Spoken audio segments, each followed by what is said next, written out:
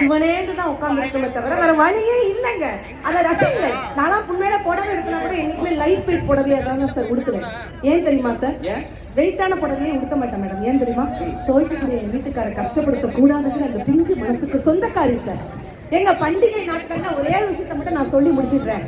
ஒரு அம்மா வெளிநாட்டுல இருக்கக்கூடிய தன்னுடைய பையன்கிட்ட கேட்கிறாங்க, டே தீபாவளிக்கு வர்றேன்னு சொல்லி ஏன்டா வரல? அம்மா எனக்கு லீவு கிடைக்கலமா, அதாம்மா நான் தீபாவளிக்கு வரல அப்படிங்கிறான். உடனே இந்த அம்மா சொல்றாங்க, அடுத்த வருஷம் வந்துருதம்மா. ஏமா அடுத்த வருஷம் கண்டிப்பா வந்துருதம்மான்னு அந்த அம்மா அந்த பையன் சமாதானப்படுத்துறான். ஆனா அந்த அம்மா சொன்ன ஒற்றை வார்த்தை என்ன தெரியுமாங்க?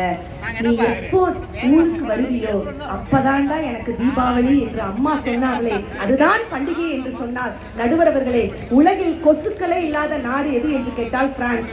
பள்ளிக்கூடங்களே இல்லாத நாடு என்று சொன்னால் திபெத். ஏழைகளே இல்லாத நாடு என்று சொன்னால் சிங்கப்பூர். தனக்கென தாய்மொழி இல்லாத நாடு அப்படின்னா சுவிட்சர்லாந்து. தனக்கென தேசிய தினம் இல்லாத நாடு அப்படின்னா டென்மார்க்.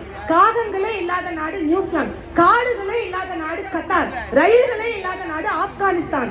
ஆனா அன்பை மட்டுமே கருவியாக கொண்டிருக்கக்கூடிய ஒரே நாடு நம் இந்திய நாடு என்று சொன்னால் பண்டிகைகள் என்றைக்குமே பகட்டுக்கல்ல, அது பண்பாட்டுக்கே என்று சொல்லி நீங்கள் தீர்ப்பு வழங்குவீர்கள் என்ற நம்பிக்கையோடு விடவிருக்கிறேன். நன்றி, வணக்கம் காரைக்கால் சொந்தங்களே.